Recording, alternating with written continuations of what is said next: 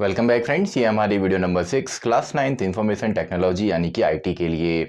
और हम डिस्कस कर रहे थे unit number 1 introduction to IT and IT's industry को।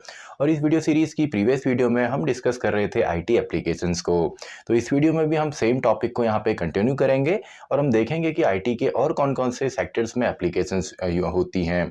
तो अगर आपने प्रीवियस वीडियो नहीं देखी हैं, उनके नोट्स आपके पास नहीं हैं, तो पूरी जो प्लेलिस्ट है उसका लिंक आपको डिस्क्रिप्शन बॉक्स में मिलेगा, वहाँ पे आप चेक कर सकते हैं। और इस वीडियो के भी जो नोट्स हैं वो आप डिस्क्रिप्शन बॉक्स में चेक कर सकते हैं। तो स्टार्ट करते हैं। इस वीडियो के लिए भी टॉपिक जो है हमारा सेम है, जो कि है आईटी एप्लीकेशंस। तो आईटी के एप्लीकेशंस जो हैं वो काफ़ी ज़्यादा होते हैं। तो यहाँ पे सबसे पहले हम देखते हैं कि आईटी जो है या इंफॉर्मेशन टेक्नोलॉजी जो है वो आपका बिजनेसेस में किस तरीके से हेल्पफुल है। तो आईटी इन बिजनेस, तो बिज़नेस के अंदर देखिए, कोई भी आपका बिज़नेस हो, आजकल हर एक बिज़नेस जो है आपका वो डिजिटल जा रहा है, यानी कि ऑनलाइन प्लेटफॉर्म्स पे जा रहा है। एंड ज़्यादातर वहाँ पे आईटी का, इंफॉर्मेशन टेक्नोलॉजी का या इंटरनेट का यूज़ हो रहा है। तो जितने भी हमारे ट्रांजैक्शंस हैं आपके बिज़नेसेस के अंदर, मेनली अब वो ऑनलाइन होते जा रहे हैं। तो यहाँ पे हम लिख सकते हैं कि online business transactions are now done online. जितने भी बिजनेस ट्रांजैक्शंस हैं वो यहाँ पे ऑनलाइन आजकल किए जा रहे हैं। और बिजनेस के अंदर हम कौन कौन सी चीज़ें कर सकते हैं आईटी की मदद से या कंप्यूटर्स या इंटरनेट की मदद से। पहला तो इसमें हम कह सकते हैं कि पेरोल कैलकुलेशन जो होते हैं, पेरोल कैलकुलेशंस जो होते हैं वो आप आईटी की मदद से कर सकते हैं, वेरियस सॉफ्टवेयर की मदद से। इसके अलावा जो हमारा डेटा रिकॉर्ड का काम है, डेटा हम जितना भी बिजनेस में डेटा आता है वहाँ पे डेटा को हम प्रोसेसिंग करते हैं, वो सभी हम कंप्यूटर्स या डेटाबेसेस की मदद से कर सकते हैं। तो यहाँ पे रिकॉर्ड कीपिंग हम इसमें लिख सकते हैं, रिकॉर्ड कीपिंग भी आपका आईटी की ही मदद से होता है। इसके अलावा रिकॉर्ड कीपिंग के अलावा अगर आप देखेंगे तो यहाँ पे हम फाइनेंशियल जो आपका ईयर है उसकी हम फोरकास्टिंग कर सकते हैं या बिजनेस की फोरकास्टिंग कर सकते हैं। देख सकते हैं कैलकुलेशंस एंड एल्गोरिथम्स की मदद से कि बिजनेस आगे किस तरीके से जाने वाला है। तो इसमें हम बिजनेस फोरकास्टिंग इसमें हम लिख सकते हैं, बिजनेस फोरकास्टिंग इसमें हम लिख सकते हैं। इसके बाद बिजनेस के अंदर हम यहाँ पे ऑनलाइन सेलिंग एंड बाइंग भी करते हैं, जिसको हम सिंपली बोल सकते हैं ई कॉमर्स के अंदर जो आपका आता है।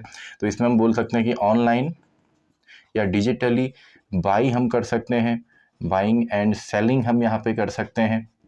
इसके अलावा किसी भी बिज़नेस में हम प्रेजेंटेशंस दे सकते हैं। तो जितने भी हमारे सॉफ्टवेयर्स हैं, जैसे आपका लिब्रा ऑफिस है या माइक्रोसॉफ्ट पावर पॉइंट है, उनमें हम किसी भी टॉपिक्स को ग्राफिक्स के फॉर्म में ईजिली यहाँ पे समझ सकते हैं।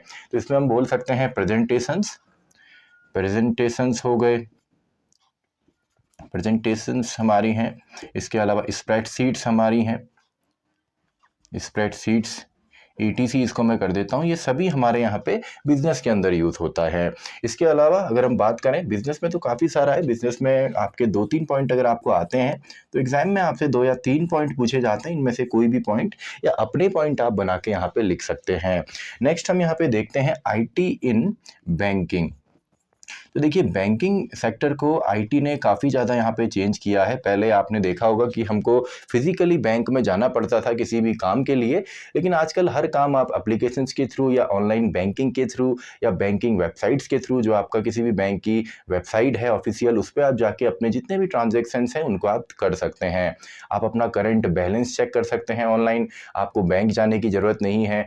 आप ऑनलाइन अपने बैंक की मदद से ही आप जितना भी डिजिटली आपका गुड्स हैं, सर्विसेज हैं, उनको आप परचेज कर सकते हैं।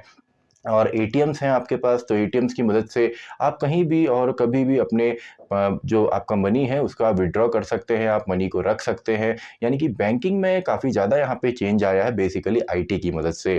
तो इसमें हम बोल सकते हैं एटीएम्स आर यूज्ड। तो मेन पॉइंट्स मैं यहाँ पे लिख देता हूँ, एटीएम्स आर यूज्ड, एटीएम्स यहाँ पे यूज़ हुए हैं। इसके अलावा आप देख सकते हैं कि ऑनलाइन बैंकिंग हम लोग कर सकते हैं, ऑनलाइन बैंकिंग हम लोग कर सकते हैं। हम कीपिंग ट्रैक्स में इसमें लिख देता हूँ, keeping tracks of our account, हमारे अकाउंट का हम यहाँ पे ट्रैक रख सकते हैं ऑनलाइन। इसके अलावा जितने भी काम आप ऑनलाइन बैंक में जाके करते थे वो सभी यहाँ पे ऑनलाइन हो चुके हैं। तो इसमें तो काफ़ी ज़्यादा पॉइंट्स आपको मिल जाएंगे, तो इनको आप यहाँ पे लिख सकते देखेंगे तो बैंक्स के अंदर जो हम आरडीज सबमिट करते हैं, जैसे आपका रिकरिंग डिपॉजिट है या फिक्स डिपॉजिट है जिसको हम एफडीज भी कहते हैं, ये भी आप ऑनलाइन कर सकते हैं। यानी कि मैक्सिमम जो आपका काम है उसका आप ऑनलाइन कर सकते हैं, आपको फिजिकली बैंक में जाने की ज़रूरत नहीं है। तो इसमें मैं लिख सकता हूँ थर्ड पॉइंट अगर हम यहाँ पे बनाएं तो हम कह सकते हैं आरडीज जो आपका रिकरिंग डिपॉजिट है एंड एफडीज जो फिक्स डिपॉजिट्स आपके होते हैं बैंक में can be done online, can be done online. ये भी हम ऑनलाइन कर सकते हैं या डिजिटली कर सकते हैं। तो नेक्स्ट हम देख लेते हैं कि आईटी का इंश्योरेंस सेक्टर में किस तरीके से काम है। तो आईटी इन इंश्योरेंस, तो इंश्योरेंस में देखिए जब भी इंश्योरेंस की बात आती है तो व्हीकल इंश्योरेंस हो, हेल्थ इंश्योरेंस हो, होम इंश्योरेंस हो या किसी भी गुड्स का आप अगर इंश्योरेंस करते हैं तो इंश्योरेंस पॉलिसीज़ होती हैं। तो इंश्योरेंस पॉलिसीज़ में आपका काफ़ी मेजर यहाँ पे डेटा होता है, आपका कि स्टार्टिंग डेट क्या है, मैच्योरिटी डेट क्या है पॉलिसीज़ की, आपके ड्यूज़ क्या है, तो ये सभी चीज़ें हम डेटा बेसिस के अंदर स्टोर करते हैं। तो यहाँ पर हम लिख सकते हैं data can be managed, data can be managed and recorded in digital databases। Digital databases अगर आप डिजिटल नहीं भी लिखेंगे तो डेटाबेसेस होते हैं वो डिजिटली होते हैं। तो जितना भी इसमें काम है, फॉर एग्जांपल आप आरडी अगर ओपन करते हैं तो उसका जो स्टार्टिंग पॉइंट है, तो स्टार्टिंग डेट जो होती है, या इसके अलावा नेक्स्ट इंस्टॉलमेंट की जो डेट है, नेक्स्ट इंस्टॉलमेंट डेट जो है, या आपके जो इंटरेस्ट हैं, इंटरेस्ट जो होते हैं, या बोनसेस हमको जो मिलते हैं, बोनस जो होते हैं, या मैच्योरिटी डेट है कि आपकी जो पॉलिसी है वो कब मैच्योर होगी, यानी कि कंप्लीट कब होगी। तो maturity dates can be recorded by applications या सॉफ्टवेयर, इनकी मदद से हम यहाँ पे देख सकते हैं। तो जितना भी काम है ये सारा का सारा, और आप चाहें तो ऑनलाइन पॉलिसीज़ भी खरीद सकते हैं। आजकल काफ़ी सारी एप्लीकेशंस हैं या वेबसाइट्स हैं जिनकी मदद से डायरेक्टली आप बिना फिजिकली कहीं पे भी जाके या उनके ऑफिसेज में जाके डायरेक्टली आप पॉलिसीज़ को बाई कर सकते हैं या रिन्यू कर सकते हैं पॉलिसीज़ को। तो we can buy policies online हम पॉलिसीज़ को बाई कर सकते हैं या रिन्यू कर सकते हैं।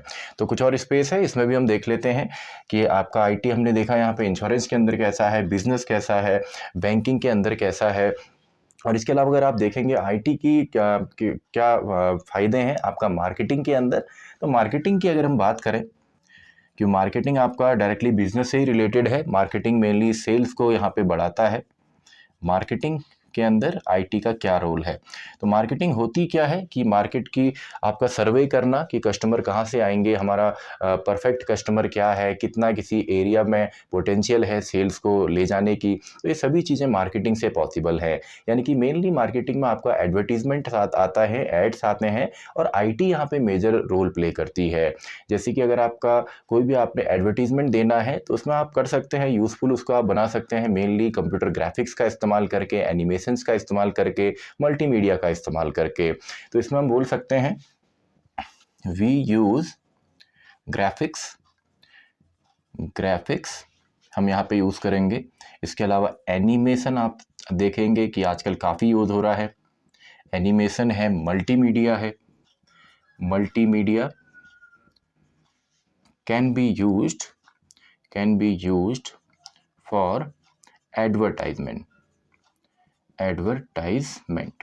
एडवर्टाइजमेंट में, ताकि हम ज़्यादा से ज़्यादा कस्टमर्स को एक्वायर कर सकें, कस्टमर तक हम पहुंच सकें। तो और इसके अलावा ये यहाँ पे फ़ायदा है। इसके अलावा मार्केटिंग के अंदर आप बाइंग एंड सेलिंग कर सकते हैं ई कॉमर्स वेबसाइट की मदद से, जैसे अमेजन है, फ्लिपकार्ट है, मीशो है। तो जितने भी हमारे ऑनलाइन प्लेटफॉर्म्स हैं इनसे डायरेक्टली आप किसी भी चीज़ को बाई कर सकते हैं या आप कंपेयर कर सकते हैं। कई बार हम कंपेयर भी करते हैं अलग अलग वेबसाइट्स में कि आपका कोई भी प्रोडक्ट का जो प्राइस है वो हर वेबसाइट पे अलग अलग होता है। तो कंपैरिजन के लिए भी हम डिजिटली इन वेबसाइट्स का यूज़ करते हैं। तो ई कॉमर्स मैं यहाँ पे लिख देता हूँ, सेकंड पॉइंट है ई कॉमर्स। तो ई कॉमर्स है तो इसमें बाइंग एंड सेलिंग दोनों ही आ जाएगा, यानी कि बाइंग एंड सेलिंग। तो आई होप आपको ये सभी टॉपिक्स यहाँ पे समझ में आए होंगे कि बिजनेस के अंदर किस तरीके से आईटी का यूज़ है, बैंकिंग में क्या है, इंश्योरेंस में क्या है, मार्केटिंग के अंदर क्या है। तो इस वीडियो के जो नोट्स हैं ये आपको डिस्क्रिप्शन बॉक्स में मिलेंगे। इसके अलावा कुछ और भी हमारे आईटी के एप्लीकेशंस हैं, तो उनको हम समझेंगे नेक्स्ट वीडियो में। तो मैं मिलता हूँ आपसे नेक्स्ट वीडियो में, वीडियो नंबर 7।